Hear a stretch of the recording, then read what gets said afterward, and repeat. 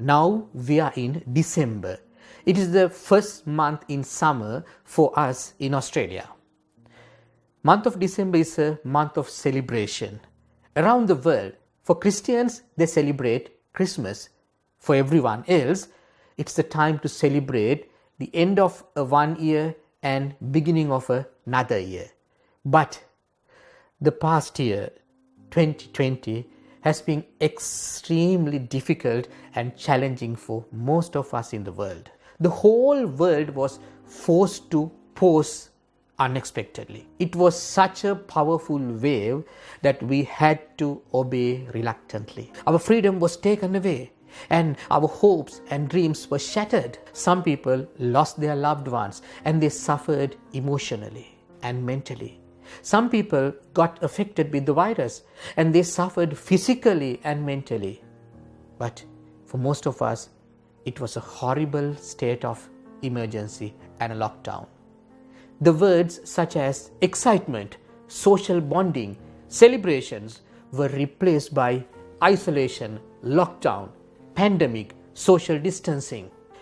Even after around 9 months, some countries have not come out of danger.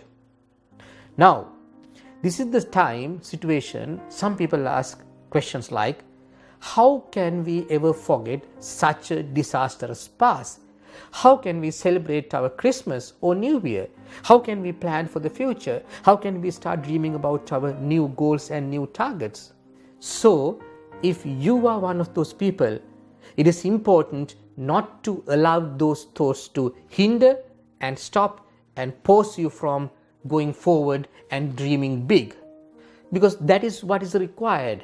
We need to change the way we look at things. We have to change our perception. But how can we do that? To start with, let's look at how we communicate with the world, outside and inside.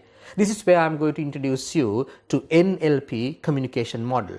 It's a huge topic, big topic, but I'm going to just give you a brief introduction just for you to know how we communicate with world outside, why people look at the same event and act differently and get different results. Let's look at the model.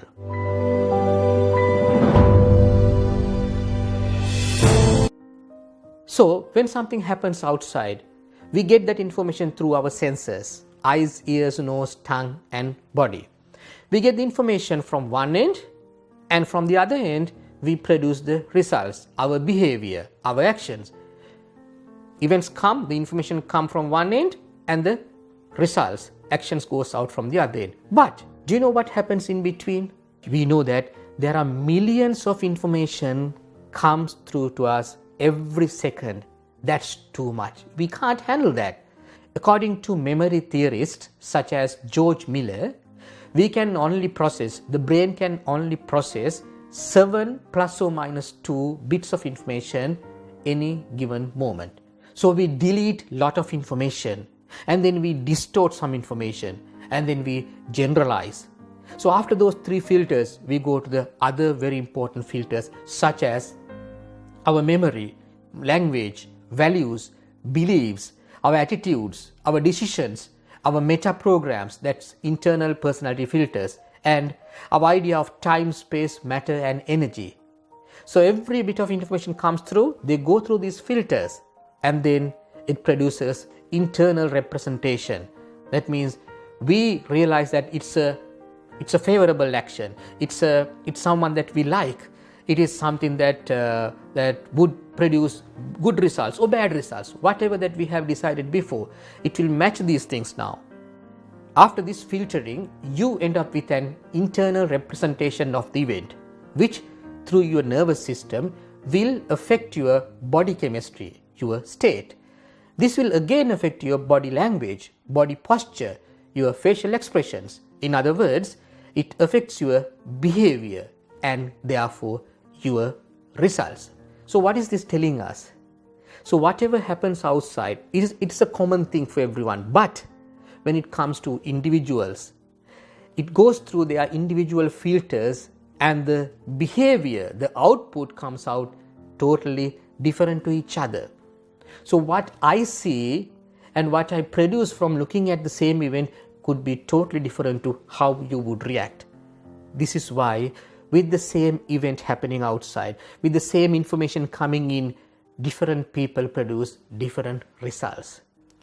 By understanding this process, by knowing what is happening inside, we can look into what happened in 2020 in a different way and have a totally different approach, more optimistic, more positive approach to 2021. And that's what really we want to do, right? Number 1, be alert, not alarmed. This is an extremely popular statement used by Australian government in 2003 through their national security propaganda. After 9/11 attacks in USA, in 2003, Australia has become a threat to terrorist attacks. People got scared for the first time. The government of Australia did not like what is happening.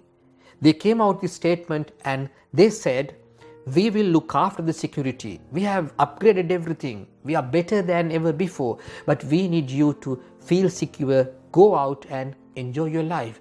So that's why they said, be alert but not alarmed. What does it mean actually? Being alert means the need to be watchful and perceptive of what is going on around you without being on a stressful and constant state of alarm. So that means we know what happened. We know what can happen. So we have to be watchful and look after ourselves and people around us. But still, it will not stop us moving towards our goals, achieving our dreams, be more innovative, more productive. We cannot use this as an excuse to fail.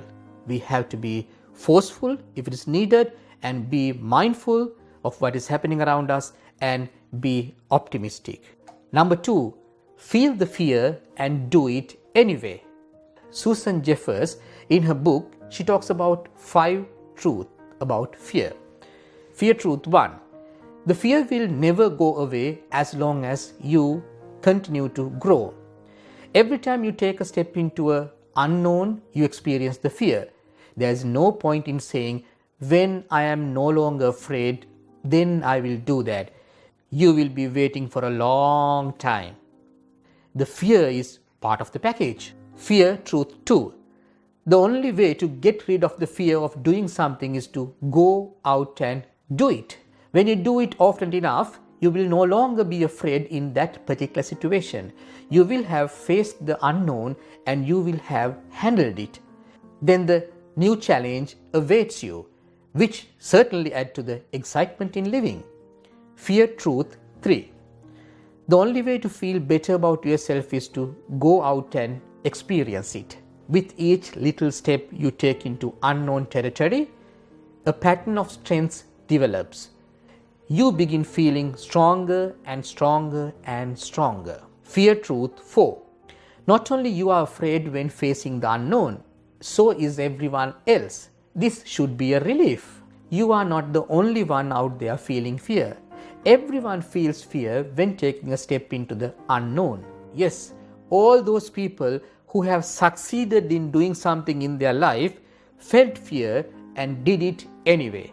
So can you. Fear truth 5. Pushing through fear is less frightening than living with the bigger underlying fear that comes from feeling of helplessness. This is one of the truths that some people have difficulty in understanding. When you push through the fear, you will feel such a sense of relief as your feeling of helplessness subsides. You will become more and more aware of you can truly handle anything that life offers. She hears every time she takes a risk.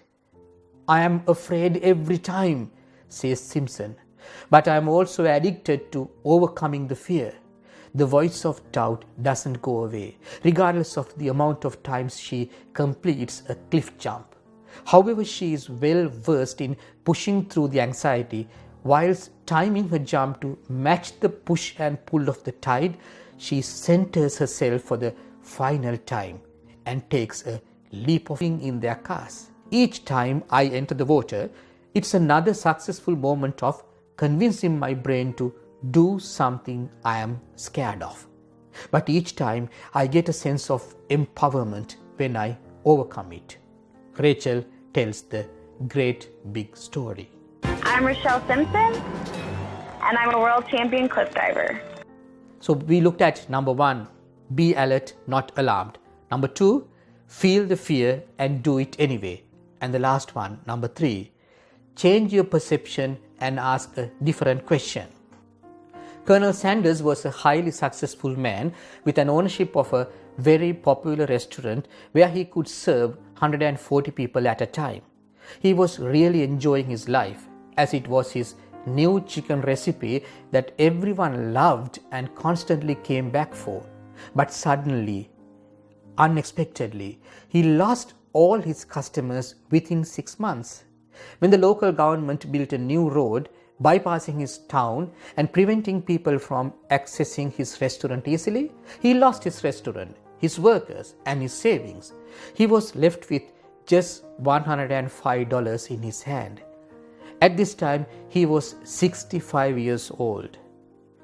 As a lot of people would say, it's too late to start all over again. What a disaster. He didn't have any friends, he didn't have anyone to go to.